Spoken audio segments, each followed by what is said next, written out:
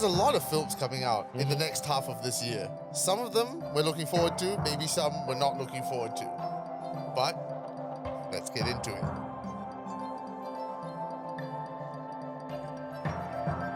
Hello there, Clapperheads, and welcome to a brand new edition of ClapperTalks. I'm Nick Dorian. I'm Kelvin Tay. And we are here today to talk about the upcoming films of 2024. Now, we've done a list of the last half of the year.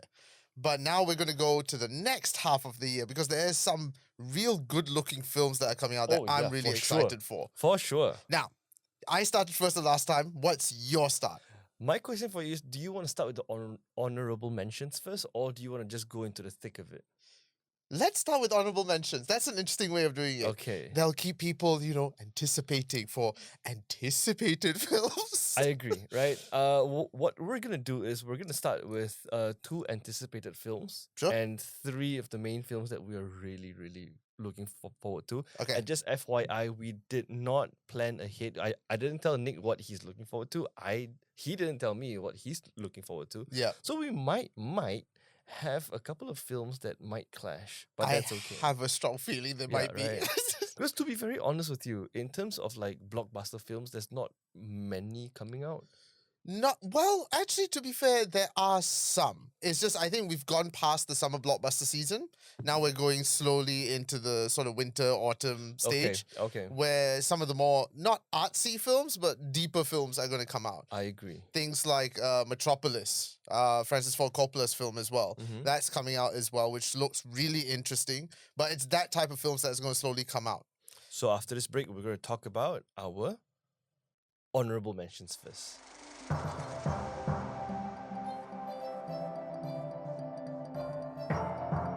Nick. Yes. I have my first honorable mention. Okay. And it was a film that actually came to my attention when we were watching Twisters. Okay. It was part of the trailers as well, right? Yeah. It's called Trap. What's with all the police everywhere? I'm not supposed to tell. You know the butcher? The freaking nut job that goes around chopping people up? The feds heard that he's gonna be here today. So they set up a trap for him. This whole concert, it's a trap. It's a movie called Trap by M. Night Shyamalan. It's coming out Actually, it's tomorrow. out already. No, it's out already. Oh, it's out. It's out in Malaysia today. Yeah. Okay, yeah. So, when it comes to M. Night Shyamalan, don't really have the best track record after Avatar, and then with Glass, with all the other shows. But this even one, that most recent one, Old, the one on the beach where people started to get old. Right. That also was. This one I'm actually looking forward to because it looks exciting. Right, it's a show about a. Can I go into like the summary? Yeah. Right, yeah. It's a show about the serial killer brought his daughter to the stadium, A concert in the stadium, and then he started realizing there's a lot of cops present. Yeah. Right, and then he asked one of the concierge guys, and then he was like, "Oh, don't tell anyone I told you this, but it's a trap. They're looking for that serial killer." Right, and I like the plot. I like the story. I just have no faith in the director. That's what I'm trying to say. Then, will you let me burst your bubble a little bit? Oh God. So, Trap was released in the States last week. At the time of recording, we are recording this on the 7th of August. 8th of August. 8th of August. 8th of August. So, Trap comes out today in Malaysian cinemas, came out in the US on the 2nd, and at the moment, it's getting a bit of mixed reviews. It's got 6.2 out of 10 on IMDb and a 53% rating on Rotten Tomatoes. So, I mean, it's not his worst work, but I feel like it's probably just subpar at this point. Okay, subpar. I can do with subpar. Okay. Okay, because it's only an honorable mention. Okay. Okay. Because, like, I feel after his string of hits, like, of course, Sixth Sense, Signs, he kind of went haywire, and he hasn't made anything that, well, maybe Split. Split would be a good one, but even that, Glass was yeah. So I feel like he hasn't really made something of worthy nature since then. Who knows? Maybe one day he could. This looked. I will admit, it looked good, but unfortunately, it's sort of falling short a little bit. If I may read some of the reviews on Rotten Tomatoes, it says Trap hits the note of being an Alfred Hitchcock-like thriller, but ultimately it's one setup that doesn't quite snare the intended interest.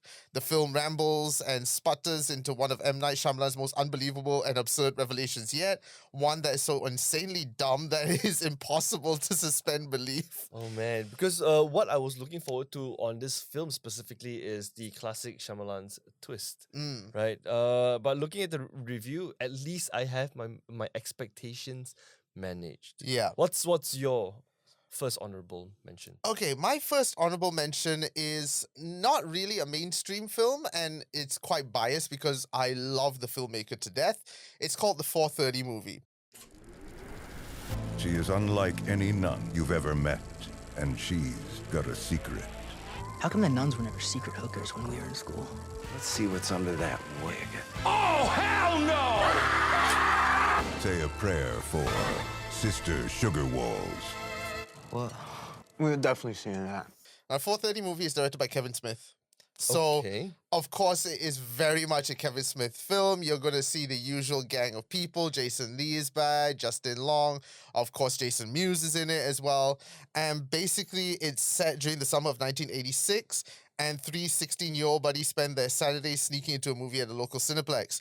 Then when one of the guys invites the girls of his dreams to see an R-rated film, all hilarity breaks loose as a self-important theater manager and the teenager rivals interfere with his best laid plans. Okay. So it's sort of like a It's like a- cutesy it's like a teenage coming love to age, story. yeah, it's like a coming to age love romance / comedy, I would assume. filled with as much Kevin Smith as you would expect. Yeah, that's for sure. So it's a film that Kevin Smith fans will love. Maybe normal audiences may not appreciate. I feel like it's gonna be a feel good time. It is. Right? It is. It's definitely gonna be a feel good time. The things with Kevin Smith's films recently, at least, has become very sort of feel good things like, of course, Jay and Silent Bob Strike Back. Jay and Silent Bob Reboot, 4:30 Movie. He hasn't gone back to doing his horror stuff. Okay. Like, I want him to do another film like Tusk. I don't know if you've seen Tusk. It is by far one of my favorite horror films, and not just because it's Kevin Smith, but because it is so different from his style. It is dark, it is intense, and when you get to the ending, it will be imagery that will haunt you for life. I think it has gone down as one of the most gruesome creatures that they've created. Because it's about a guy who he's a podcaster, because of course, who goes and investigates this house for a story. This guy that lives in this house for a story. And as things go on, you start to realize this guy does human experiments. That's as far as I'm going to go. Okay. But with the name Tusk, I will let you put the pieces together. Yeah. But I honestly highly recommend Tusk. And to another aspect, Red State. Like Tusk. Tusk. And to another extent, the other horror film as well, Red State. If you haven't seen Red State, that's another one that deals with religion and it's... Red State. as Red in, like, State. Not Red Steak. No, Red State. Okay. Those are two very underrated Kevin Smith horror films that you have to watch. Speaking about horror films, my second honorable mention might be surprising because it's Nosferatu. Oh, that was on my list too. Yes. Yeah. Okay. I'm- Fine. yes. Okay, one. Now we have one in common, right? Yes. Come to me. Come to me. Hear my call. Come to me. Nosferatu is in my honorable mention list because, as you all know, I don't like horror. All right, I don't know how much of a horror this is. I don't know how much of a thriller this is. But when it comes to horror, I probably just might take my time just watching it. Right, not something that I have to like Deadpool and Wolverine, for example. Like I have to die or so go out and spend money. One thing I'm really looking forward to is the cast. Starring Bill Skarsgård, Lily Rose Depp, Nicholas Hoult, Aaron Taylor Johnson, Emma Corrin, and of course, William Dafoe. William Dafoe, right? Bill Skarsgård, of course, will be playing the vampire, aka Nosferatu. And then we have Lily Rose Depp playing the young woman that is Yes. centering around the entire plot.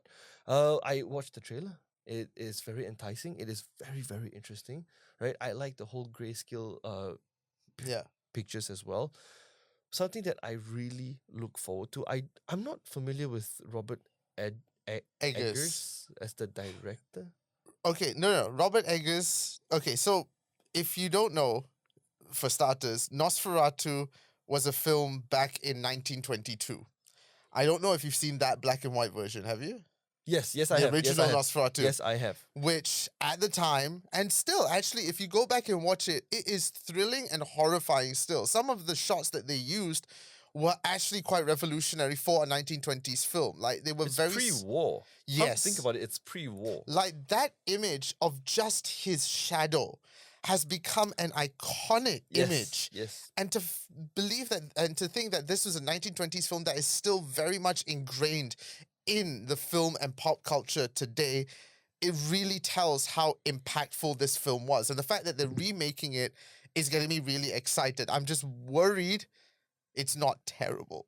I'm just Okay. worried it will be terrible. I don't want it to be. Like this year's one, right? this year's one. So I just googled Robert Eggers. Yep, he did The and Northman. The Northman, The Lighthouse, The Witch. So he has this sort of, background on doing sort of moody horror, Yes. and he knows how to do his shots because The Lighthouse was, Oh my Beautiful. God. The Lighthouse was mind blowing. yes, It's okay, not mind blowing. It's like it's so good. It's mind blowing. It's like, what am I watching? yeah. Yeah. But the art direction in The Lighthouse is just, some of those shots were beautiful to look at. Same goes for the Northman as well. Yes. The Northman was amazing. So to be fair, I have a little bit of faith if Eggers is doing it because I'm sure he will get some really good shots with this. But only time will tell. That should be coming out in Malaysia, 26th December. 26th December, right? Yeah. Like a Christmas, like a reverse Christmas film. Hey, let's all go watch this at Christmas. Right. Yeah. Merry Christmas. Here's Nosferatu. Yeah. What's your second one? My second one is actually a documentary that I don't know whether it will get released here, but I'm still excited to Okay. watch it. I mean, we'll find ways to watch it. It's Superman, the Christopher Reeve story. Doing things with my dad, it was all about activity and action. Riding bikes, playing soccer, skiing. My dad was very competitive, and he didn't necessarily slow down. We said goodbye and he gave this wave.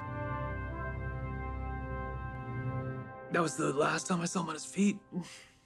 It's a documentary, of course, about the legend that is Christopher Reeve, and basically chronicles his life from being Superman all the way to his tragic, paralyzing incident, and how he became an literal Superman for people despite being paralyzed. Right. Like he never gave up. He still tried. He was at the forefront of stem cell research to try and cure paralysis. Okay. But Christopher Reeve has sort of been a little hero of mine because he was my first sort of introduction to superheroes. He was my Superman, still always is going to be my Superman. And to see how kind of a soul and just this gentle giant he was, I'm really excited to see this documentary and just honor the man that we sadly lost. Yeah. Yeah. And also, fun fact, his son is going to be in Superman Legacy. Oh, really? Yes. And fun fact, his son is a genuine reporter. Like, he's a news reporter. Oh, wow. Yeah, and he, What a honestly, legacy. he looks like him. Like, he's built and he's big. I'm like, ooh, you followed your father's footsteps Oh my very God, well. Yahweh. Yeah. So he's going to have a small cameo in Superman Legacy, I think, as a reporter as well. But I'm just like, it's so sweet that he's genuine Clark Kent. He's IRL Clark Kent. IRL Clark Kent, who knows? He does look buff. What the hell? Okay. Yeah. Okay, yeah.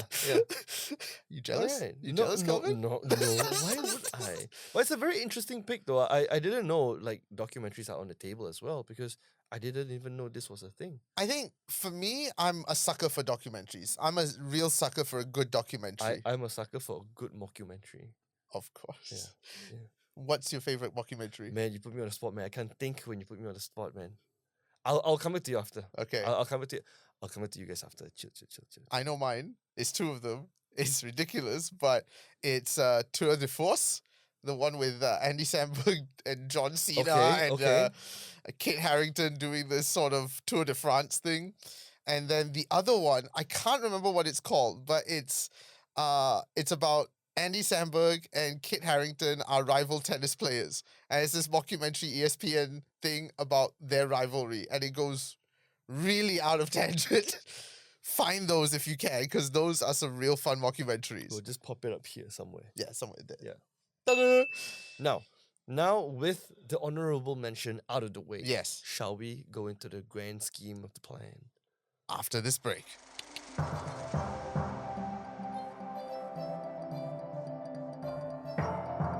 Now that we've got the honorable mentions out of the way, let's get on to the ones that we are really anticipating. And I feel some of these will probably cross. Yeah, Because I it will think definitely cross. some of these are definitely going to be on people's must-watch list. We're going into the juicy, basically our own personal juicy must-watch list for the rest of the year.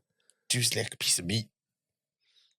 What he said. What he said. Now, one that's coming really soon, which I have been heavily looking forward to, is Beetlejuice. I did not put it in my list.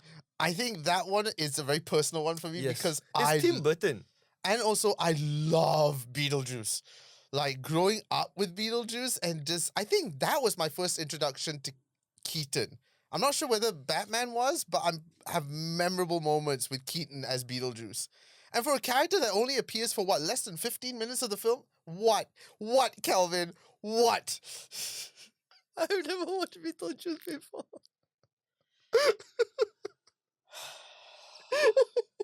So there's Do you Blade, know- there's do you know Beetlejuice. I How am many really con- comments I've got on my DM with like, how dare you not watch Blade before? And I was like, I'm just a baby, man. Right, everyone now bombard his comments for not watching Beetlejuice. Now there's two.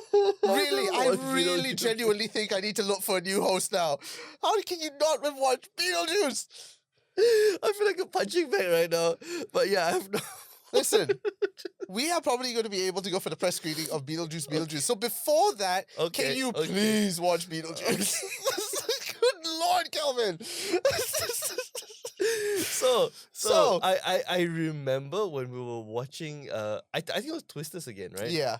And Beetlejuice trailer came out as well. Yes. And I remember telling you, it's like Tim Burton never left the 90s. Oh no, he didn't. Yeah, he never left the 90s. And I appreciate him for Me that. too. Because like if he has a style, keep it. If it works. That is his style. His style is the 90s. Yeah. Right? Like I don't want to use poorly made CGI, but it's more like practical slash Oh no. Because he stated for this, like there's some stop motion as well. Because in the 80s, I think Beetlejuice was late 80s. When they made that, it was of course predominantly practical effects.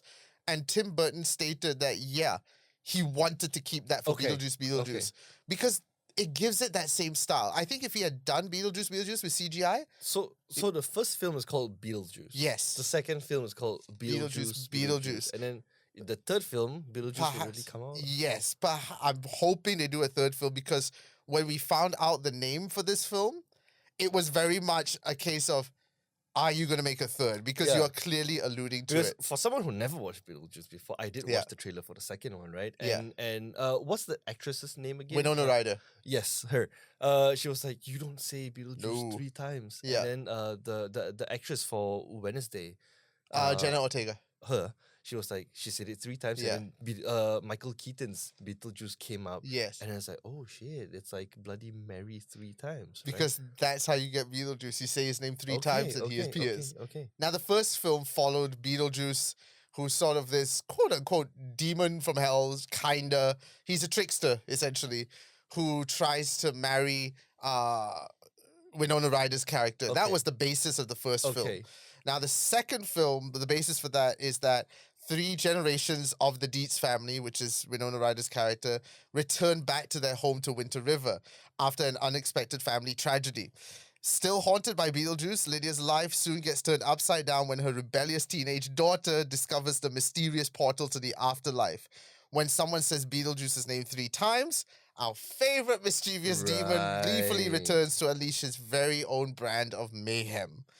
It looks fun, it looks exciting, and even if it's not that great, just to see Keaton come back to Beetlejuice is enough for me. Okay. I just want to see him wreak havoc again.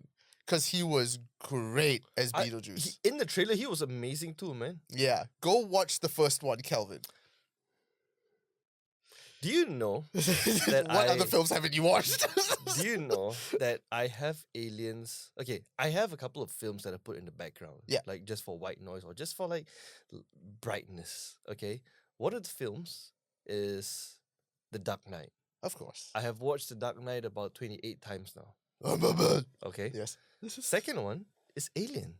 I love the original Alien. That's an interesting choice to put in the background, though. I don't mind it. Okay. I'm numb to it already. Okay. Which brings me to my first movie that I really want to watch this year. Yeah. It's Alien Romulus. Yes.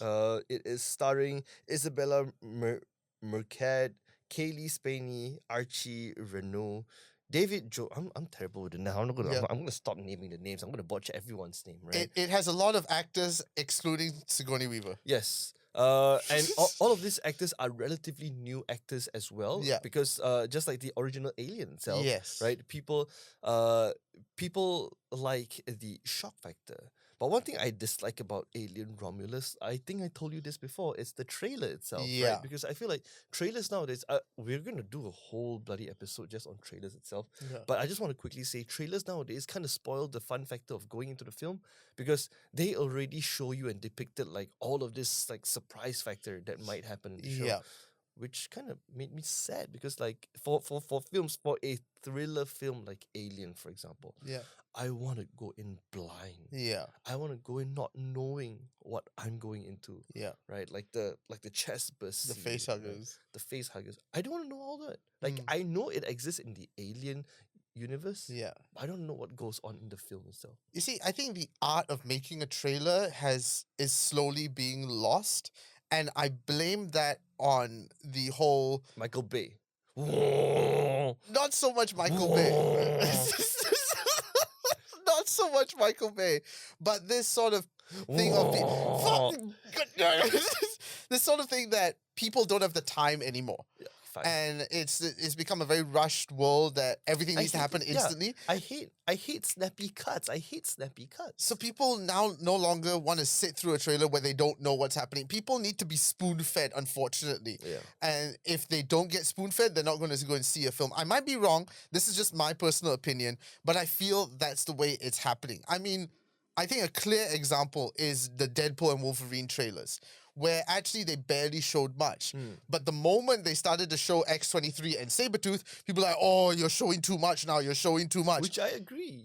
Well, it's to a certain extent, but at the same time, they didn't show too much.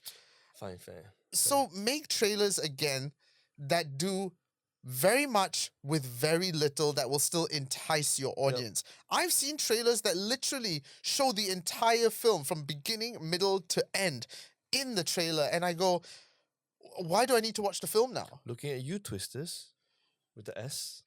And to be fair, sometimes trailers are better than the films itself. I agree. So I wish we could go back to, and I might be blasted for this, the trailers of the 90s, where you just give us a voiceover. Yeah. In a world filled with explosions, one man. Yeah, maybe I'm just old, right? Maybe I just don't like snappy cuts. Maybe I just don't like to be spoiled, you know, with the entire bloody plot of the film.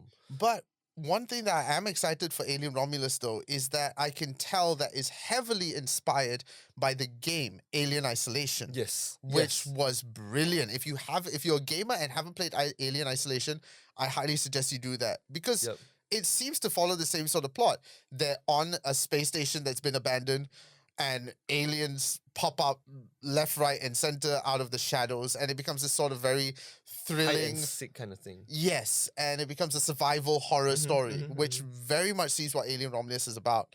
So I'm excited for that. The only difference is, in the story of Alien Isolation, it was Ripley's daughter. Yes. But in this, there doesn't seem to be any tie to Ripley. There's no connection whatsoever. Maybe they're saving that in the film, but who knows at this point. What is Ripley's actress's name again? Sigourney Weaver. Okay, that she is like the Wolverine of the alien universe. Yes. They will milk her dry until she's 90. Yes. Yes. And for people that go, oh, there's no strong female action heroes. Oh, bro, Sigourney Sigourney Weaver is at the top of that list. Yes, she The is. number one, the OG female assassin. Do you know there's a video game called Broforce? Yes. Broforce. And her character is actually in there as well. Yes. That's how much of a bro she is. Yes. Right? She is like, because Broforce is the game about all the action, all the Action heroes. classic- You got Yeah, right? Rambo. You've Yes. got, for some Yes. reason, And Donald it's Trump's there. and it's like the cutest little Yes. pixelated game. Yeah. And then it's all like depiction of all the great 70s, 80s, and 90s I wouldn't call it superheroes. No, because you but got like, Neo as well. heroes, for example, Heroes. right? Indiana Jones as well. Protagonists. Yes. She is Is one of the right few there. women that is actually in the game itself.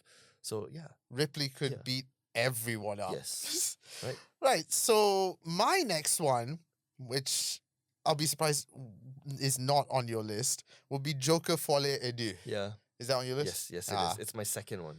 I loved the first Joker film to death. I think I watched it like 5 times in the cinema. I was watching Her yesterday, Ah, and it just reminded me of how much I love Joaquin Phoenix's acting. yes. You know, from Gladiator, from yeah. I love Joaquin Phoenix in that one film. After that, not so much. Because, I don't watch films, apparently. I'm just bad with names. One film that you do have to watch, I don't know if you have, Beau is Afraid. Yes, I have watched that before. It's a bit avant-garde. Not everyone's going to enjoy it, but Joaquin does a fantastic job in Beau Mhm. is Afraid. But with Joker Folie et Deux, we bring back that alternate version of the Joker that's never been done before. And now we've got Harley Quinn, which is played by Lady Gaga. And there's going to be musical elements into it as well, which is very interesting. Yeah, which you can see it in the trailer as well. Yes. I don't know a lot about what the story will be, and to be honestly frank, I don't think I want to know. I just want to go into Joker Folie et Deux and just enjoy it for what it is. Same. I don't care if it's bad. I don't care if it's good. I just want to see Phoenix as the Joker and Gaga as Harley. The only like my note here, right? The only variable that I have is Lady Gaga's acting, because she's gonna play Harley Quinn, Yeah, right? And I love Harley Quinn. yeah. I don't know if she has the same energy, or maybe this is just an alternate universe. Well, okay. Judging from Joaquin's version of the Joker, is very much a more subdued Joker. You're not going to Yes. get the over-the-top laughing. It's a more realistic, Yes. something that we can actually relate to. And I feel this Harley is going to be the same. I would liken this to the Sid and Nancy storyline of things, where it's a very toxic, forbidden love Yes. that knows no bounds. Yes. That's what this film, I feel, is going to be, and I'm heavily excited for it. And they're bringing back the steps. I was like, hey, there's a shot of the steps again. They're dancing on the steps. So I'm excited for that. That is coming out on the 3rd of October. That's soon, That's actually. soon. Yeah. That's soon. It's in 2 months' time, which is like a blink of an eye. Yeah. Because I mean- time's passing really quickly these days. How old are you again? Don't remind me. Yeah, right. Yeah. So since we have Joker out of the way, I have one more film to cover, Yeah. which is Gladiator 2. Oh, yes. Gladiator 2, this time starring Denzel Washington. Yes. Right? Gladiator, I don't have to say anything about Gladiator whatsoever. Yeah. It's a Right. classic. It's a classic. Everyone has watched it, Yeah. including me. Thank goodness for that. Right? I watched it a couple of times, and it is one of the best action movie, I would say action drama that I Yep. have watched, right? And and the original Gladiator itself works well as a standalone. Yeah. If you didn't have a prequel, you didn't have a sequel, it's completely fine. Yeah. It's those one-off films. But apparently Gladiator 2 is coming out. Right? And And, it- I'm completely okay with it.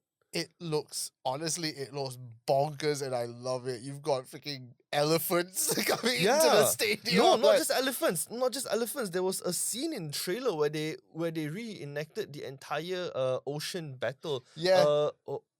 Odysseus, I think. It's basically a water battle Yeah. in the Colosseum. Because historically, that actually did happen. The Colosseum used to have like ship battles inside. yep. They would fill it up with water and whatnot. And to be fair, that's actually a good way to remind people of actual history. Yeah, and Ridley Scott did mention when he was creating the original Gladiator film, he really, really, really wanted to put a scene in because back then CGI was not that great, Yeah. super expensive. Yeah. But this time around, we see it because he finally, number one, has the budget to do it. Number Yeah. two, technology has caught up Yes. for him to actually do this. I'm excited for Gladiator 2 as well, purely I because am I'm a too. sucker for Pedro Pascal, for one. Mm-hmm. And two, just to see Denzel as a Roman. Yeah, right. I want to see what that's like. Yeah, that was my thought as well, right? Yeah. I'm not saying it's bad. It's freaking brilliant a choice, but I'm just like, Denzel as a Roman. Let's go. I feel like Denzel is one of those actors who plays himself in every films, but just in like different places. I'm not opposed to that. Yeah, right. Denzel, exactly. just do Denzel. I'm happy with that. So yeah, that's my list, man. My That's- last one, which I think doesn't come as a shock at all. Venom: The Last Dance. Let's face it. I had Venom in my list as well, but I felt like that's too much of a low hanging fruit because it's a film that we confirm we're gonna watch. Confirm we go watch. But Yeah. the reason why I'm excited for it is, let's face it, Venom, Let There Be Carnage was kind of a low point in the Venom franchise. Ooh, this one's red. Okay.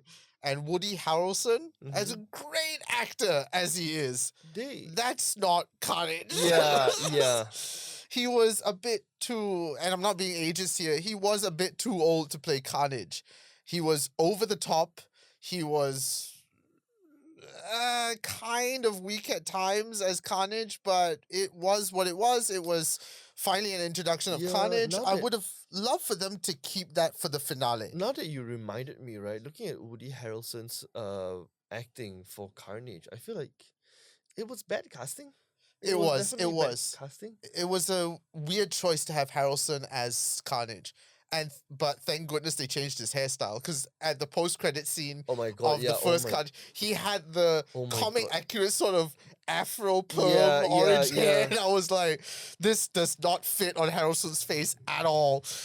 They changed it in the end, which was great. Thank God, man. But- Yeah, he had this hairstyle. Yeah, that Yeah, was this it. I was hairstyle. like, ooh. But I'm glad they changed that. And sure, it was nice to see the sort of odd couple effect with Venom and Eddie Brock. But what I'm excited for Last Dance is the fact that this looks like a real, not serious, but a more deeper story. Because it looks like there's actual bigger stakes involved. Yeah. Venom's kind is coming to Earth. Yes. And it looks like this massive, huge battle that's going to happen that you don't know whether they're going to come out of it alive or not. And of course, we got Venom Horse, which has now become comic canon. They are now going to create a comic with Venom Horse to make it canon. I really want to know if Null Yeah. would be in the film. We will see. We will see. Yeah. Because Because you know the history of Null, right? Yes. Yeah. that would- could be what's his because right now there's that English actor. I feel so bad because I love his acting. Because I love his if they work. do bring Null into the film itself, it's gonna be mind blowing, man. Let me just double check this because we've seen one actor in the film that hasn't been revealed what character he is, but he is a very notable actor that they're not just going to make him come in for a one-off sort of role. Okay. It looks like he could be Null, could be somebody else, I don't know. Stephen Graham, Patrick Mulligan. Okay. And all it says is he's a detective who previously encountered Eddie and is imbued with a symbiote toxin named Toxin. Oh no, okay, he's Toxin. Okay. You know Oh, Stephen Graham is such an underrated actor. he is. I love Stephen Have Graham. you watched Greyhound? No. Was it called Greyhound? Oh no. Greyhound, yeah. Greyhound. It's a 2020 World War II film. Oh, the Tom Hanks one. Yes. Yes. Oh I my- haven't seen it, but I heard it's great. What's wrong with you, man? Greyhound's such a good. Okay. Let me remind you, Kelvin. Let me. Greyhound was a fairly recent film, so if I haven't watched it, there's it's okay. Blade came out in the 90s. Beetlejuice came out in the 80s. You've had almost more than 20 years to see these films. Yeah, man, but Greyhound came out 2020. You have more than 20 hours to watch this. Your argument fails miserably, my friend. As much as you want to, you don't have a chance in hell I'll with me. watch Blade this weekend, okay? Today is the 8th of August. Okay, today is the 8th of August. So by next week, right? If you're watching this episode, it's probably too late. But next week's episode, I'll tell you all about Blade, okay, Nick? In the Okay, next Nick. episode we record, Let's shake I'm on gonna it, ask you Let's shake on. if We'll you watch. haven't. I'm gonna seriously find a new host. Okay. I don't mind being the producer. But okay, wait. Coming back to Stephen Graham, one movie that I do really have to recommend of Stephen Graham, going off point a bit, Greyhound. is Boiling Point. Have you seen Boiling Yes, Point? I have. Yes, I have. Boiling Point is this great film about a chef in a kitchen who is dealing with a lot of struggles personally and in the kitchen. But what's great about it, it's a one-take, one-shot film where you just follow this entire one night in the kitchen and everything that happens around it. That is something you really got to watch. They did a BBC series, which is sort of a continuation. Okay. It was all right. Not the worst. It was all right. It's just unfortunate The Bear also came out at the same time. And it was like, yeah, The Bear kind of overshadowed any other sort of chef cooking series out there. Yep. But Boiling Point is still very much worth your time. If you can find it, go and watch that. And to go back to Harrelson, Lost in London. It's a film that not a lot of people know, but has an interesting concept behind it and how it was filmed. Lost in London was a very rare, what I like to call a film filmed in live real time. So it's about Harrelson in London. There's some antics that happen and he gets arrested and he tries to get himself out of it. But what's interesting, it's a one take, one shot, but it ends with him going into the actual cinema hall where the film is being screened. What? So audiences are watching this all happen in real time. They shot it live as people are watching it in the cinema, and it ends in the cinema. It was a very interesting... Okay. Yeah. If you Okay. go watch the behind the scenes of how they did it, I don't think anything had been done before or even after. It was an interesting experiment. Didn't quite work because the script was predominantly improvised. It was a bit weak, but I got to give them credit for the way they wanted to do it. Okay. Lost in London. Yeah, go and find that. But yeah, that's our films that we're looking forward to in 2024. There are films that are coming out in 2025 that I am looking forward to already, but we'll get onto that That's another another time. episode. That's another episode. But Christian Bale is Frankenstein's monster. I'm really looking forward to that. But yes. What? You don't know about this? Don't tell me. Okay, we'll talk about this after. Okay. Yes. Okay. Well, yes, this has been another episode of Clapper Talks. Thank you so much for joining us. As always, you can check us out on all social media. It's on TikTok, Instagram, and of course, YouTube. Go and follow and subscribe to those channels for more updates.